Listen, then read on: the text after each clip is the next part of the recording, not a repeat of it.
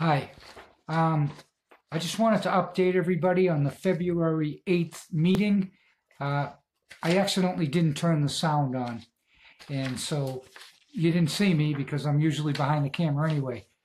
Yeah, so what I did is I filed a complaint against the select board, and I want to explain to you why I did it, and I'd like to read you the complaint because that's all I did at the meeting with the sound turned off. So I filed a complaint against the select board because I felt as though the last few meetings they were being evasive about the contract with the ambulance, and we weren't getting the answers, and they were blowing me off and this and that. So, the new laws for open meeting laws sort of balance the power of the select board and the people. So I'm going to use that. So what's going to happen is there's going to be, in their response to the complaint, they will have to arrange a meeting where there's going to be questions and answers for the ambulance contract, which I feel we didn't get, and we're going to have to vote on it next month with no information. So here I go. This is complaint and cure, alleged open meeting violation, February 8th, 2018. So it goes on for the past 2 years, from January 16th to present. I've been struggling with the select board and town clerk on numerous alleged non-compliance instances of the open meeting laws, public record acts, and most recently, the newly legislated Code of Conflict Interest laws that recently legislated on June 2017 by Secretary of State James Kondos. So, 2 complaints were filed against the select board in 2016 for not allowing myself and other residents to speak at open meetings. After the complaints were filed, although the cures were never satisfied, things improved for a long time and they were letting us speak. Got a lot better. However, on January 4th and the 11th of 2018, the last 2 meetings, there were 2 meetings discussing a $46,000 service contract with Newport Ambulance Service, in which we will vote at the upcoming 2018 town meeting. So on January 1st, Ernest Charquette and I were asking questions about the contract, since it is going to raise our taxes quite a bit. Our questions were not answered. Instead, there was a motion made by Jerry Waterman to adjourn the meeting because he said it was out of control. I believe it was not out of control, and they were simply didn't want to provide accountability on this ambulance contract. The select chair, Steve Barrett, made no effort to bring the meeting into order, which he always does when it goes out of order, but he didn't do it this time. Steve Barrett and Rick Goldsman seconded the motion to adjourn. Okay, so now we can't talk because they adjourned the meeting without letting us talk. So despite the meeting being adjourned, all 3 of the select board members continue to discuss the ambulance contract. This constitutes an illegal meeting because an adjourned meeting shall be considered a new meeting unless the time and place for the adjourned meeting is announced before the meeting adjourns. So it was an illegal meeting, and the people weren't warned about it because they shut it off. So it is a non-compliant thing. So I'm going to tell you what I'm going to do and how it works in a minute, but there's a couple of more non-compliance open meeting law things that were not complied to. One is VSA 311, Declaration of Public Policy. Public commissions, boards, and councils and other public agents in this state exist to aid the conduct of people's business and are accountable to them. They weren't being accountable. They wouldn't answer our questions on the ambulance.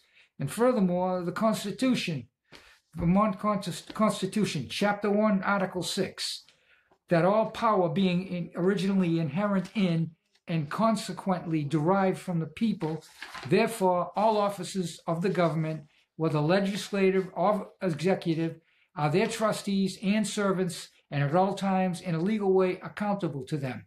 They're not being accountable. So how this works is I provide a cure.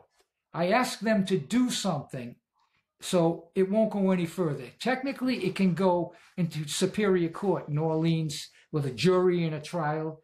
And they do that because this is new laws. It's not small claims court. It's got to be in Superior Court, because what happens is, if I went in there and it was Sahajian against the town, right?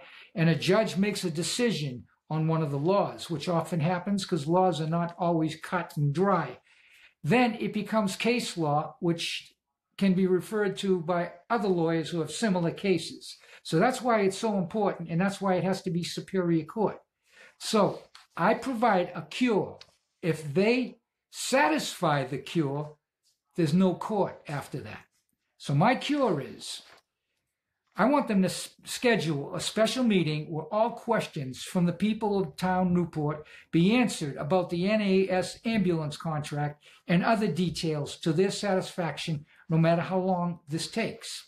So all I want is answers. This would also include revisiting some of the previous questions from January 4th and 11th that were answered by the select board members with confusing, contradicting, and evasive answers.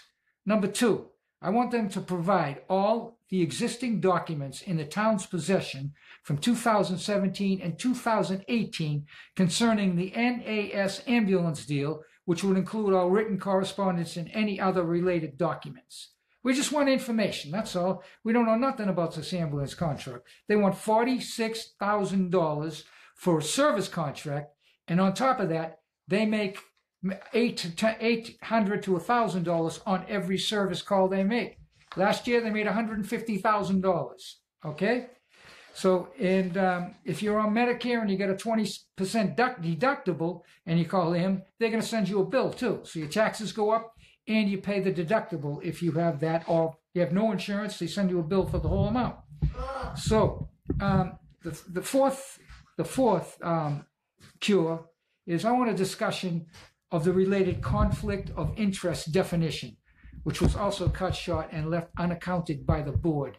This is a new law, and it's built to protect us from people, like using favors to get contracts, and I brought that up there too, and it didn't go over good. It wasn't answered and everything. Okay, so aside from the fact there are alleged non-compliance issues by the actions the select board members took at these meetings, it's simply unfair that the people should have to vote on such a large contract that will increase their taxes without information. So that's all I want. I want transparency. I'm not going to sue them for money, anything like that. We just want them to have another meeting, which they have to schedule, by the way. It's mandatory. They have to schedule this meeting within the next 10 days. That's the law. It balances the power. It gives people the power to make them do things that you think they should do. So we're not asking for anything that most select boards would do without even being asked. Most of them will give the information. You got to vote on it. Here's the information. Just providing information about a large contract so people could vote well informed. I'm expecting that we can work together, the select board and myself, so that no further legal action can be taken. It's not necessary. We just want information. Give us the information. That's your job. Your job as a select board member is to serve the people and help them understand things, give them information. That is their job. So historically, the response the select board has taken on previous complaints for the same transparency issue, 2 of them, they will vote a unanimous vote of no wrongdoing. We didn't do anything wrong. Unanimous. So what are you going to do with that? So I could have taken them to court, but I let it alone. And by and by, the select board started being more transparent and letting people talk without even going any step further. Anyway, so we don't want to hear a unanimous no vote on this, because we have them in his right. They cut us off, wouldn't talk about it. So should this occur on this complaint, a unanimous decision of we did no wrongdoing, it will move to an action at Orleans Superior Court so that a judge and jury may decide, like I explained. I sincerely hope this does not go that far. If it does, it will not be me that initiates the trial. A benefactor has come forward for the People's Committee that will cover the filing fee and the court costs for this action should the cure not be satisfied. This person doesn't like what they're doing with the transparency, and they're going to take it from here. Now, I'm hoping. All I got to do is have a meeting, answer questions. What's going on with this contract? Let us know. We have to vote on it. Maybe some people say no. Maybe usually on the warning, the people that go to the town meeting, they just vote everything in. So they probably will. It probably will get voted in. But my purpose is when we have contracts, I want to be able to know what's going on. Typically, what they do is they huddle close together, come up close to us, and they talk amongst themselves, and we sit there, and we don't hear what they're saying. We're not allowed. I try to speak a couple of times. You get shut up. No, we want to be involved in it. They are spending our money. We just want to know the details. That's it. Thanks for listening.